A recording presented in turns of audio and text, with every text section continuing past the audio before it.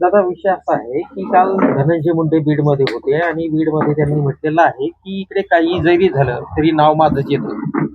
बीडमध्ये कोणतीही घटना घडली की माझंच नाव घेतलं जातं. त्याचं काय नाव येतं हो? त्याला कोण विचारतंय? कोण आहे तू? कोण लागून गेलास तो नाव घ्यायला? आणि त्याला काय गुतलंय कोणाचं तो नाव घ्यायला? वर्तणुकीत बदल कर ना. ज्या मराठ्यांच्या जीवावर निवडून आला त्या मराठ्यांचेच मुर्दे पाडतो का? लोकांच्या हाताने तुझी लाभार्थी टोळी त्यासाठी झालं ना वैर, सगळं सगळं वैर झालं ना. गोपीनाथ मुंडे साहेब होते तेव्हा मराठा समाज आणि वंजारी समाज एकमेकाला किती माया लावायची. तुझ्या नास्तिकपणामुळं, तुझ्या त्यातल्या वर्तणुकीमुळे ते लाभार्थी गुंडाळ लोक ते भंगार भुंगारी गोळा करून आणले तो कुठून ना. त्यांच्यासाठी ते कसले राडे करणार, कोणाला खंडणी मागणार, कोणाचे खून करणार, कोणाला बदनाम करणार, छेडछाडी करणार. त्यांना तू सांभाळणार आणि तू असे वाईट कृत्य घडून आणणार आणि म्हणा तू जर बोलतो तो यार बोलायला काय गुतलं रे कोणाचं, तो वाचून काय राहिले कोणाचं.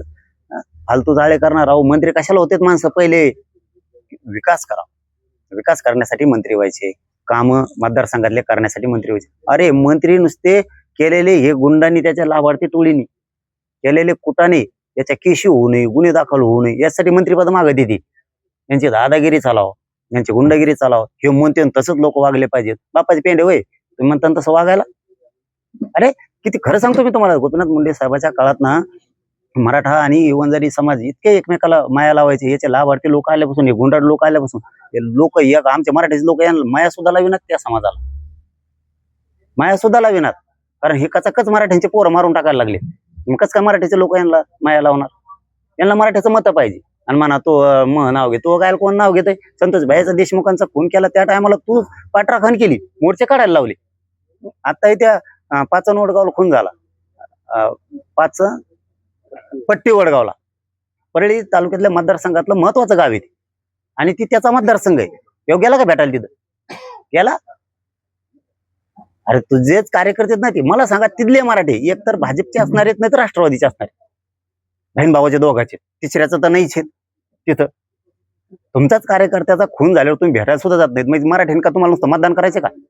मतदान करायचं, निवडून आणायचं आणि तुम्ही कचाकच मराठ्यांचे पोरं मारून टाकणार. तुम्ही सोपं समजेल का एवढं? भाऊ चालून नाही देणार ते तसला शहाणपणा. झालं ते आता बस झालं. काय गुंडगिरी केली तुम्ही 20-30 वर्षे. कसं काय पक्ष अजयदादाने याच्यामुळेच काढून टाकलं.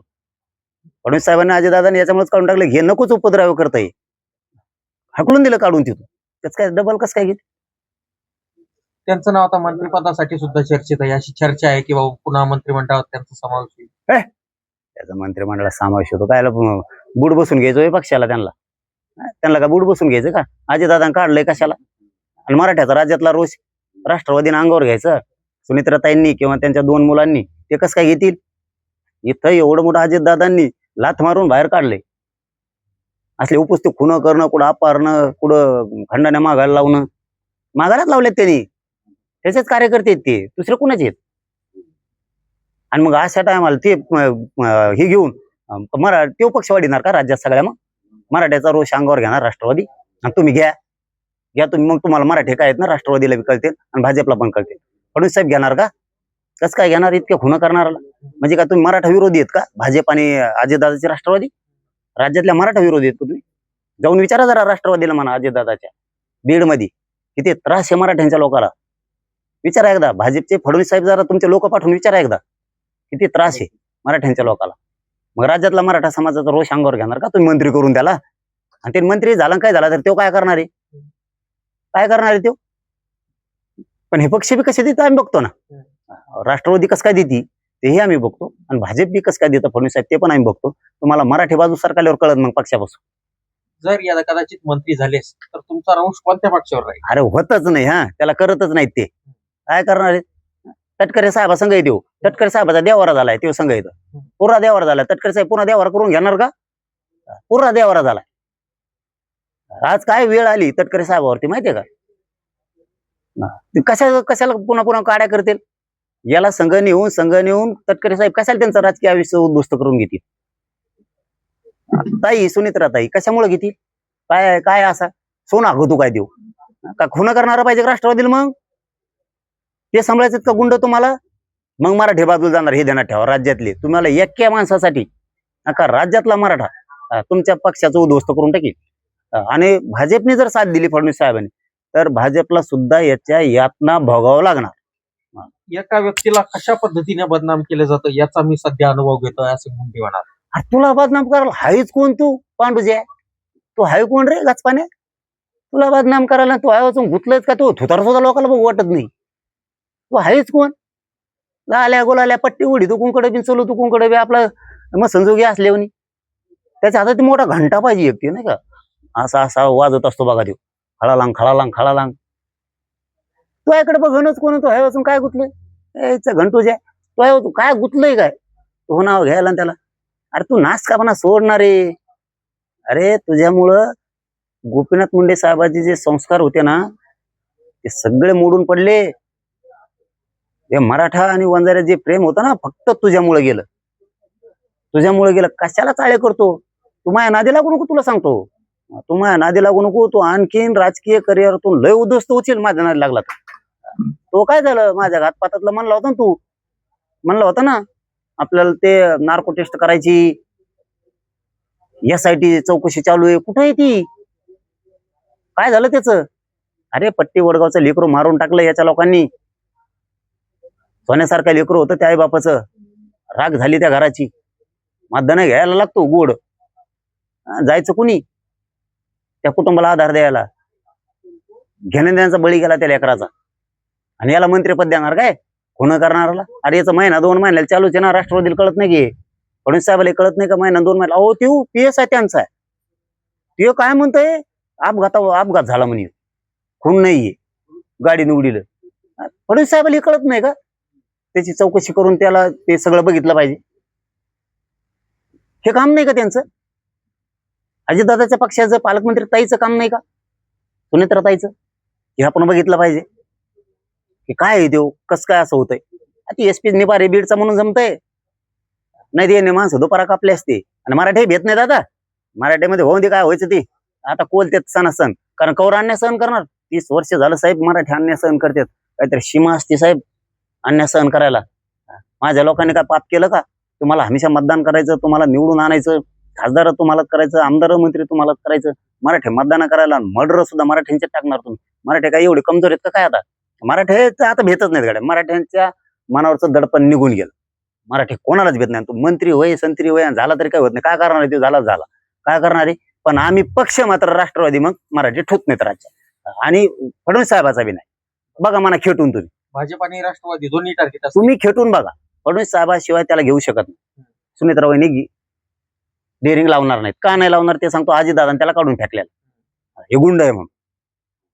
आणि पार्थ आणि जय हे दोन्ही पार्थबाई आणि जयबाई हे कशाला ठेवतील? कशामुळं? तो पक्ष वाढणार आहे त्यांचा. पक्ष कोण वाढणार आहे? सुनेत्रा ताई वाढवणार आहेत. त्यांचे वरची ज्येष्ठ मंडळी वाढवणार आहेत. त्यांचे मंत्री वाढवणार आहेत. हे वाढणार आहे का राज्यात? ही पक्ष वाढणार आहे? पक्ष राष्ट्रवादी भाजप हे मराठी वाढवते. शिंदे साहेबाचा याच्याशी काही संबंध? शिंदे साहेब याशी याचा एकनाथ शिंदे साहेबाचा याच्याशी काही संबंध नाही. शिंदे साहेब असल्याला जवळ बी नाही करीत. शिंदे साहेब त्यांचे सर नाही कोणी करू शकत. एकनाथ शिंदे साहेब शिंदे साहेब असल्याला दारात उभा नाही करीत. शिंदे साहेबाचा त्याच्यात विषय केलंच तर फडणवीस साहेब शिफारस करतील सुनेत्राताईंची तर तुम्हाला दोघांनाही खूप यातना भोगाव्या लागणार आहेत. मराठ्यांचा रोष अंगावरती घेऊ नका राष्ट्रवादीने अजिबात. दुसरी गोष्ट अशी आहे की काल जालना परवा दिवशी जिल्हा नियोजन समितीची बैठक पार पडली. यामध्ये आमदारांनी जिल्हाधिकाऱ्यांची तक्रार पालकमंत्र्यांकडे केली. पण पालक एकतर मन्या हा पाटील नाही, तो भिकारचोट आहे. आणि भिकारचोट हा सातत्यानं धनंजय मुंडे असतील ओबीसी नेत्यावर सातत्यानं ते त्याला म्हणजे गरळ ओकायचं त्यात सातत्याने कामच आहे. कारण की राज्यामध्ये ओबीसी नेत्यापैकी मुंडे, भुजबळ, शेंडगे, जानकर हे नाव येतं. यांच्यावर टीका केल्याशिवाय ह्या भिकारचोटाला प्रसिद्धी मिळत नाही. मग त्यातून सध्या अनेक दिवसापासून धनंजय मुंडेच्या नावाचा जप करणं. ज्या धनंजय मुंडेकून खोके घेतले त्यावेळेस त्याला बरं वाटलं आणि धनंजय मुंडे सोबत सेटिंग करायच्या तयाऱ्या ठेवायचा. परंतु काही नाही मिळालं की धनंजय मुंडेच्या विरोधात बोलायचं. आता मला तर वाटतंय काही लोकांनी काही मंत्र्यांनी धनंजय मुंडेच्या विरोधात गरळ ओकण्यासाठीच मन्याला पाळलेलं आहे. मन्याला तिकडून भोकायचं सांगितलं की मन्या धनंजय मुंडेवर भुंकण्याचं काम करतो. कारण की त्याची अवकातच फक्त भुंकण्याची. आणि राहिलं सरकार आणायचं पाडायचं, त्या मन्याच्या काय हातात आहे? कारण मन्या विधानसभेला 2024ला सातत्यानं म्हणत होता की भाजपला आम्ही सुपडा साफ करू, भाजपला सत्तेत येऊन देणार नाही.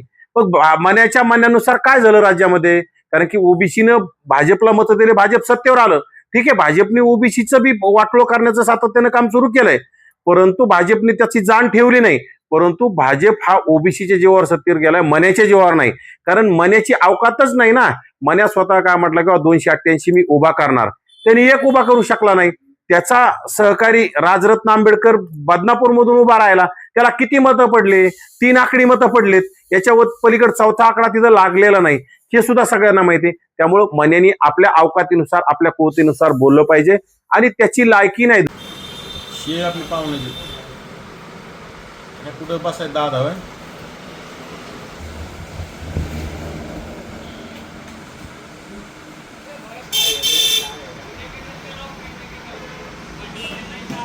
हे कुठे गेला केशव?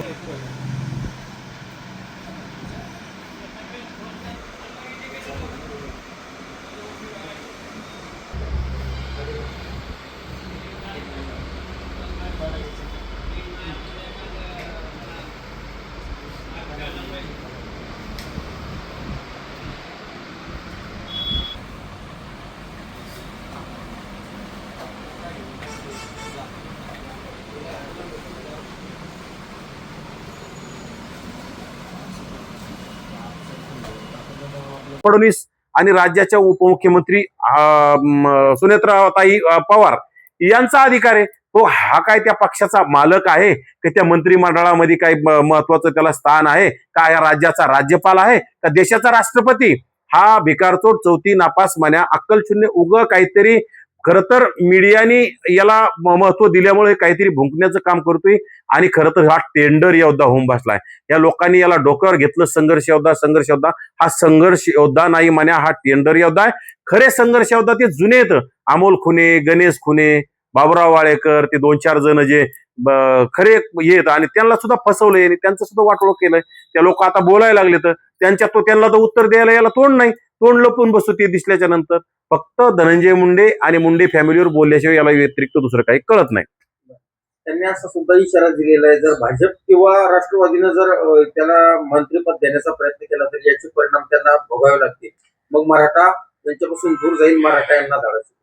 या भिकारड्याचं मराठा समाज शहानुकुळी मराठा कुठं ऐकतो? हे कुठं शहानुकुळी आहे? हे भिकारी आहे, हे भिकारचोट आहे. ह्या मन्या शहानुकुळी मराठा नाहीच ना. याचं कुठं कोण ऐकतं? शहानुकुळी मराठा भाजपला मतदान याच्या म्हणण्यानुसार थोडाच करतोय. ज्यांना भाजपला करायचं ते करत असतात. आणि विशेषतः यांनी वल्गना करून भाजप सत्तेतून गेलंच नाही ना. यांनी मोठमोठ्या वल्गना ज्यावेळेस याच्याकडे लाखोची गर्दी होती तेव्हा भाजपला पराभूत करू शकला नाही. आता ते याच्यापाशी कुत्रं राहिलं नाही. 1000 लोक गोळा होत नाहीत. उपोषणाला बसलं तर 300 लोक नव्हते, त्याच्यातले 100 पोलीस होते, 100 पत्रकार होते, राहिले 100 लोक होते. 100 लोक असणारा माणूस काय करणार आहे सरकारला? फक्त आपलं वल्गना करायच्या, बाकी काय नाही. राज्य सरकारला, राज्याच्या मुख्यमंत्र्याला, उपमुख्यमंत्र्याला याची अवकात माहिती. आणि विशेषतः त्याला आता काय कोणता तुकडा टाकल्यावर किती भोगतोय आणि कोणत्या तुकड्यावर किती मॅनेज होतोय हे राज्य सरकारच्या प्रमुखांना सगळं माहीत झालंय. हे सगळे टेंडर देऊन सगळ्या वर्क ऑर्डर त्याच्या 1300-1350 कोटीची कामं घेऊन ते राज्य सरकारचा दबेले. राज्य सरकारच्या विरोधात फक्त तात्पुरतं बोलन, बाकी ते राज्य सरकारच्या विरोधात. धनंजय मुंडेला मंत्रिपद जरी दिलं तर पुन्हा बोलू शकत नाही, बोलणार बी नाही. तुमची काय मागणी राहील? धनंजय मुंडेंना मंत्रिपद द्यावं की नाही? हे बघा, धनंजय मुंडेला तर ओबीसी म्हणून कोणी मला दिलं पाहिजे, परंतु तो त्यांच्या मुख्यमंत्री आणि उपमुख्यमंत्र्याचा प्रश्न, त्यांच्या पक्षाचा प्रश्न असतो. ते ठरवतील कुणाला द्यायचं कुणाला नाही द्यायचं. आम्ही ओबीसी म्हणून, ओबीसी आंदोलक म्हणून, ओबीसी कार्यकर्ते म्हणून आणि ओबीसी समाज म्हणून नक्कीच धनंजय मुंडे ओबीसीचे नेते आहेत, त्यांना मंत्रिपद मिळालं पाहिजे. परंतु अशा भिकारचोट मन्याच्या म्हणण्यावर मिळालं नाही पाहिजे याच्यावर कोणीही त्यांना म्हणजे बायकॉट करू शकत नाही किंवा मुख्यमंत्री दोन्ही उपमुख्यमंत्री मन्याला त्याच्यामध्ये तुकडा टाकू शकत नाहीत.